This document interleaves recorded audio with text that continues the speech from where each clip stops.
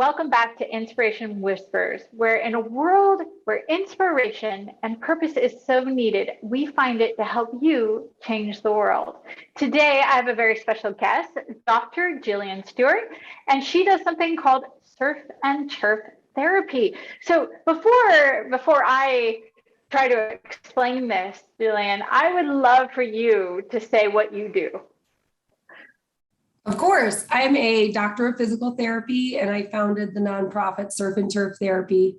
So we are an organization that works with children and adults with disabilities, and we do physical, occupational, and speech therapy, but in non-traditional methods, primarily hippotherapy, which is using the horse, and surf therapy.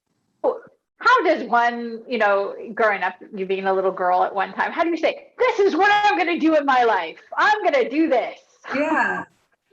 So I grew up showing horses in 4-H. And when I was 9 years old at lunch, they would ask for volunteers to let a group of kids with special needs ride their horses so they could participate in their own class. And so I would always volunteer my horse for that. And that's how I kind of first learned about therapeutic riding and using the horses to work with people with special needs. And so then it just kind of grew from there. In high school, I had to volunteer for government class, and I became a 4-H leader for a special needs group out in my area. And then I kind of stumbled upon hippotherapy, which is the more medical-based model. And I had been an athlete playing lacrosse and other sports throughout life. And so I kind of liked the idea of doing physical therapy and then using the horses. And then along the track of school, I fell in love with surfing, and I started to see a lot of parallels between sitting astride a surfboard and sitting astride a horse, and think, to myself, hey, I could probably use this in a similar way to the horse, just to give people more exposure and more experiences. Because a lot of times, people with disabilities are in therapy multiple days a week.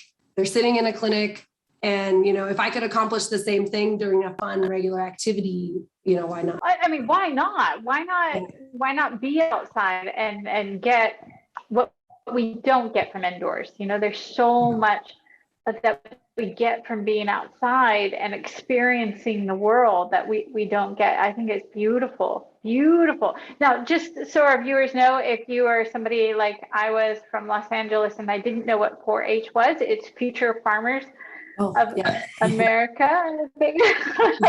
So just in case you don't know, for us big city folks that haven't done that, it's a really neat thing, and they work with young people all the way up through high school and I think university as well. Is that right, Julian? I thought it was up until 18, but I could be wrong. I'm pretty far. I'm well beyond the age limit now, so I'm a little well, I'm not with that, so I don't know. I was just going off of what I understood. So you're right. It's probably till 18. So no worries. There's different divisions. Okay. So you took this and this experience of really helping people with disability, and you decided to do something with it. You go to school, you decide, hey, I'm going to be a physical therapist. What makes that transition from what you were doing to this? What makes that transition to become a doctor?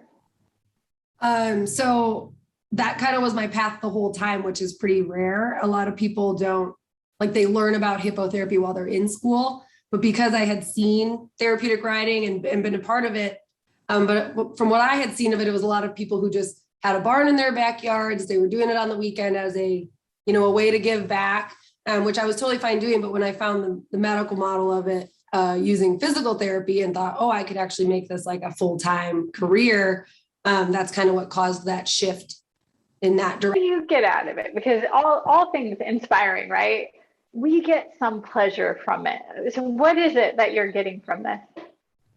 I always tell people I have 40 plus part-time kids. I get to be a part of so many first steps, first words, parents crying on the beach because they never thought their child could do this. And so it's just, I feel like even the worst days, the difficult days are better than I could have ever asked for. Just knowing that, what you do does matter and is changing someone's life, getting someone to take those first steps. Or even I had a parent say, since she started working with you, she's she's more confident and willing to take care of herself. She had this helplessness before, but now she gets up from the table and puts her own dishes away. That's not something I taught them or worked with them on, but just the skills from what we do and the confidence and, just the way it makes you feel kind of carries over into all other parts of life. And I'd say getting that kind of feedback is super rewarding.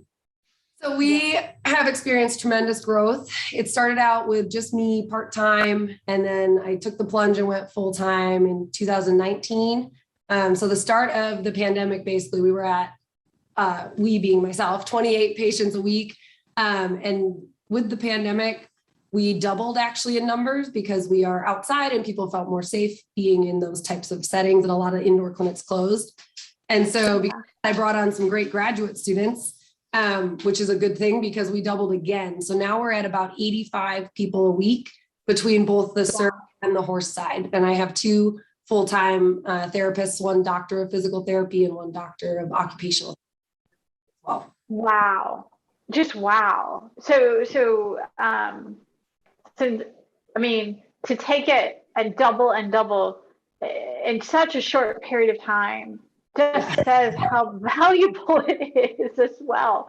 Amazing. Now, do you have a special story of one of those stories that just is the story that keeps you going? Is there one that just, or several that just lights your little fire and goes, no, this is why I do this?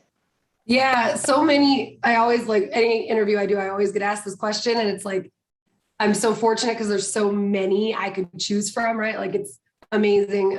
Everything from, there's an adult I work with who has a spinal cord injury in her neck, and she was previously a surfer and an equestrian. And she came first to me to ride, and the first time she rode a horse was about 1.5 years after her injury. And with that level injury, she's quadriplegic. So she has minimal use of her hands and arms, limited in her core, and nothing in her legs. And she said the first time she was on a horse was the first time she actually felt her ab muscles engage in 1.5 years since the injury, which was really, really cool. And she had at one point said, I was a surfer. And I was like, none of that. You weren't a surfer. You're still a surfer. Let's get you surfing. So we got her out on a surfboard, and she said that same thing, like the weekend after she surfed, her muscles were just twitching like all weekend, like that motor memory was in there. And that's really cool to me. And then you get all sorts of feel-good stories, like a child who was about 18 months, hadn't taken any steps yet, had been working in the clinic, but was really kind of unmotivated, was not excited about traditional clinical activities and toys. And so he rode the horse with us, and his mom texted me that night, and she was like, it's like a miracle. He took his first steps tonight. He's watching a cartoon with horses, and he's laughing and smiling. Just the kind of impact that can happen so quickly is really cool as well. Absolutely. Oh my gosh. No, I heard some other interviews, and I've read some of your things that you've put out there. I found it really interesting that the combination of the equestrian and the surfing and what it does, like one will do really good, and the surfing does something similar. But when you use the two, so could you explain some of that using the two? So some people do just one or the other, some do both. It really depends. But what's nice is there's similarity as far as you're on a dynamic surface or something that's always kind of moving. And so that on the hippotherapy side is supported with a lot of research about how that causes your body and your brain to find and re-find your balance, and how it triggers your muscles in a very specific way that's similar to walking. And that's part of why that's so beneficial.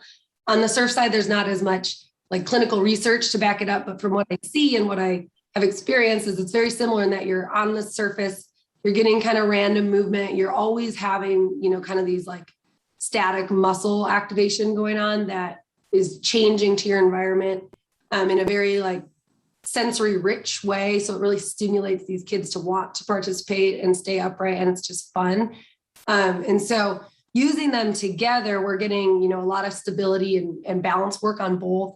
But then what's nice is like for surfing, because you're laying a lot of times on your stomach, I've used it a lot for kids who say when they ride the horse, they're really slouched, they're really rounded over, and I need to work on their back strength. And it's hard to get that sometimes on the horse, just with, tapping or cueing. But on the surfboard, they're literally lifting up against gravity for 45 minutes at a time. So I have an individual right now who started surfing, and her back is getting so much stronger from surfing that her posture is better when she's riding.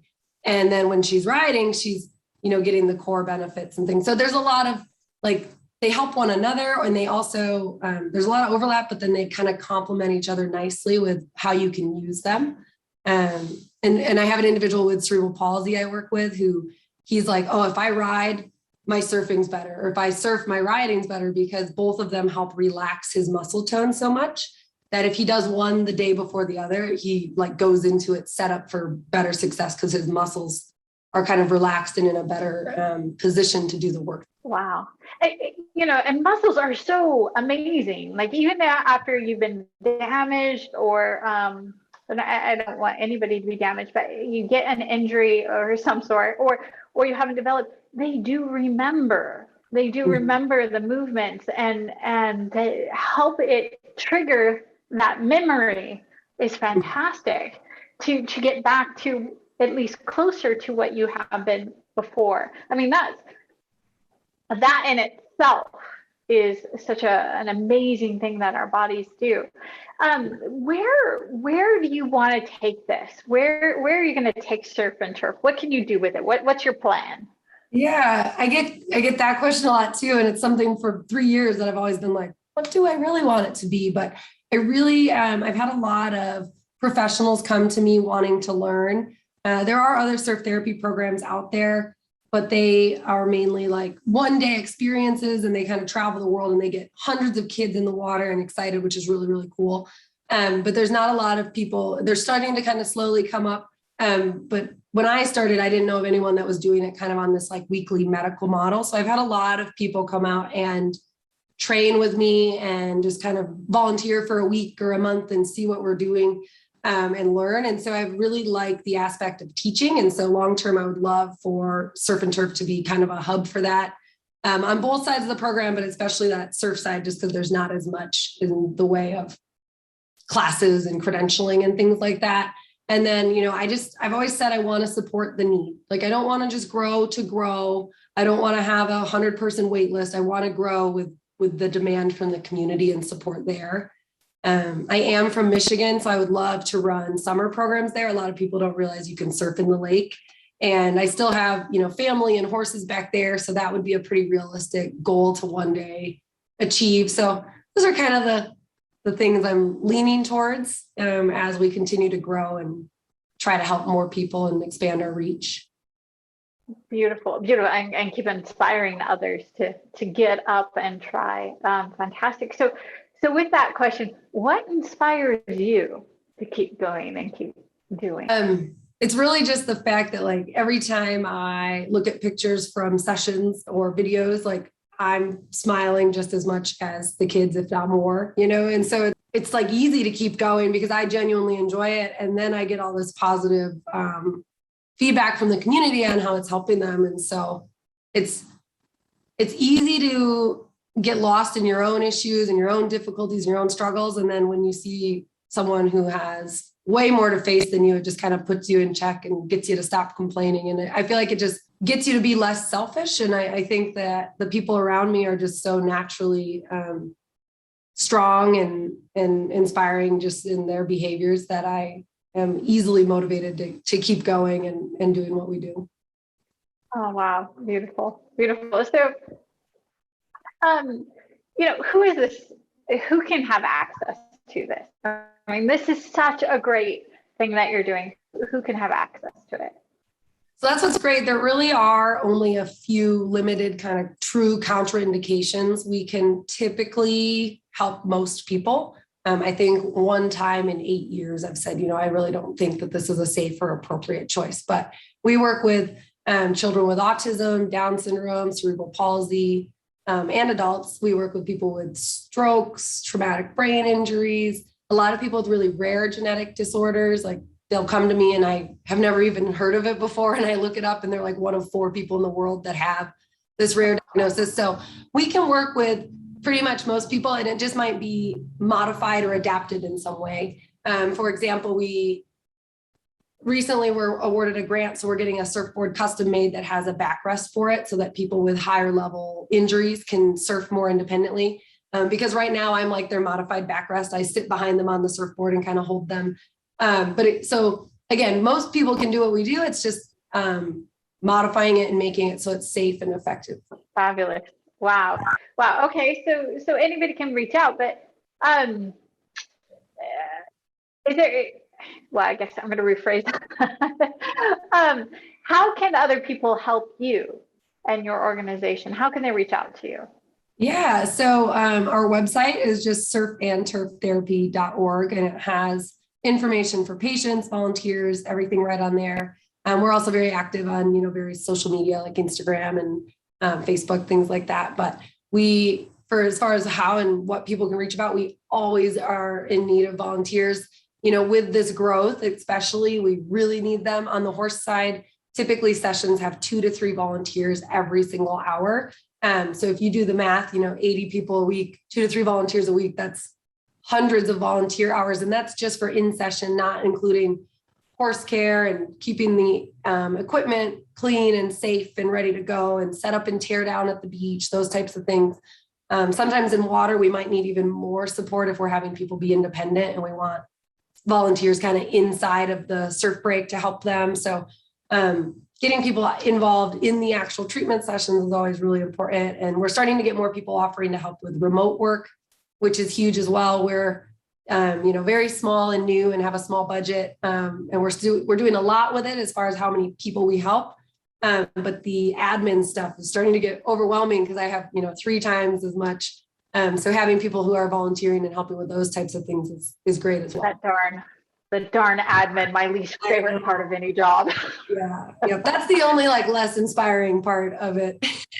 But you know what? There are people that love admin. There are people out there. So if anybody wants to volunteer, Jillian's got a job for you that will definitely keep you occupied for a while, I think. So wow, beautiful, beautiful.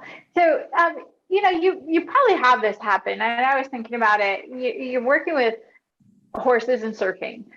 You have people that are deathly afraid of water. I remember I was a lifeguard and I was trying to train my friend who was an adult, at university. I was trying to teach him how to swim and he was deathly afraid of water. And it was like a huge hurdle. And also I used to ride horses, and some people are just the idea of this animal who is more powerful than us, but has this great, beautiful understanding and respect for us, but they're deathly afraid of that powerful animal.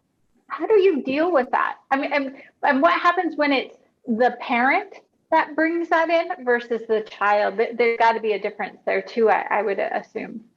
Definitely. A lot of times, especially for our younger kiddos on the horse side, I always warn parents, they might cry the first 5-10 minutes. I really try to do a lot of kind of front loading with parent education. Hey, this is a new sensory experience. They have a helmet, they're on this big animal, they're with people they don't know. They're probably going to be a little insecure at first. And so I think really setting people up so they know what to expect causes less alarm and helps them. Same thing on the surf side. It really depends on the child. And, if it's a older kid who can express some of their anxiety to us, I do the same thing. I really educate them. We do a lot of land lesson. We talk about, but look at the safety we have in place. You're on a big floating board, you have a life jacket, you have me on the board with you, you have all these friends surfing with you, those types of things to really help.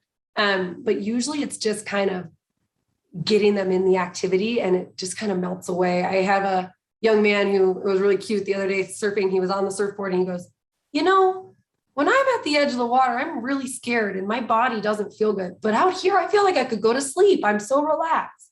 And so just getting them into those experiences a lot of times is key, and doing it in a safe way. So we surf somewhere that's very calm, that has a channel so that I don't have to paddle them out and have them be getting hit with a wave after wave. Or if there are bigger waves, I'm very conscious about I turn and I round my back and I protect the children so that they aren't experiencing kind of unwanted input or crashes from waves, things like that. And so I think that really helps us kind of trying to stay 3 steps ahead of anything that could be causing more anxiety and discomfort for people.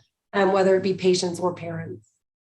Yeah, and I can see that being really, really important. My nephew is autistic. He's an adult now, but when that sensory overload can be really, like, the waves could be a lot, but you know, when they're on the water, there's so much, like you said, that one patient of yours, just how calm it creates for them. It's beautiful. And on the horse, it's the same. Yeah. There's something so beautiful about the horse and the connection they make with people.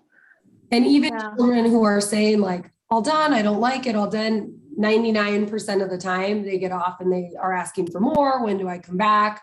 Parents will text me saying like, I thought they didn't have any fun, but now they keep watching horse videos, or they keep asking me when horses. And so a lot of times it is that sensory input that's really hard to process. And a lot of times people who have limited verbal skills can't articulate like, I don't know what's happening, I don't know what I'm feeling. So they just use the words they know, like, no, we're done, or crying, when really it's just a lot to process, and they really do like it. And being on the horse, it is a natural, rhythmic, repetitive motion that is calming to the nervous system. That's why it's so useful.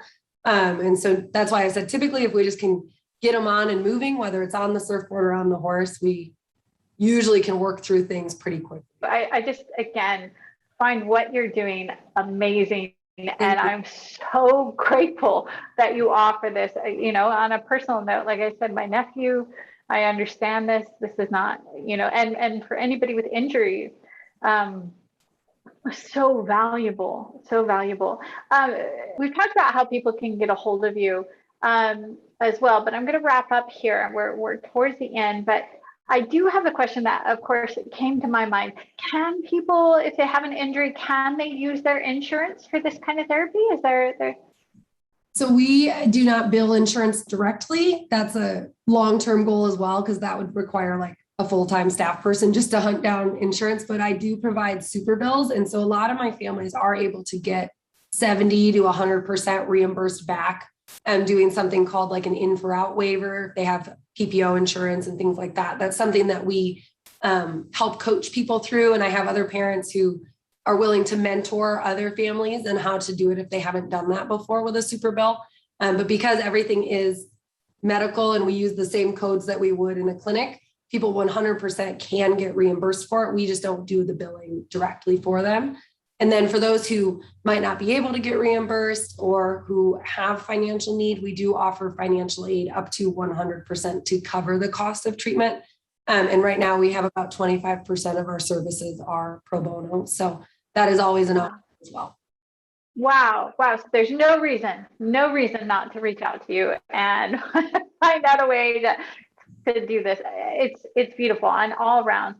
So, Dr. Jillian, thank you so much for taking your time today and being with us. Do you have any last final thoughts of inspiration that you want to leave with our audience? Just, if you think of something amazing and you want to try it, like, go for it. You never know what it could turn into. I had no idea that this could be what it is. I just wanted to take one little boy with Angelman syndrome surfing because he loves water. And his mom thought he would drown me, but he didn't. And it turned out being great. And now because that one parent trusted me and because I thought, why not? Now all these other people are able to experience this. And it's not just the 85 people we work with. It's something where, the whole family comes out to the beach with them, or they come to the barn and enjoy it. And so, I just say, go for it. You never know what you could accomplish. I'm so proud of this little community and what's become. Excellent. Well, thank you again for being with us today. I really appreciate it. Thank you. For watching. I'm your host, Coach Rileagh T. Chase, and thank you, Jillian, so much for being with us today. Thank you.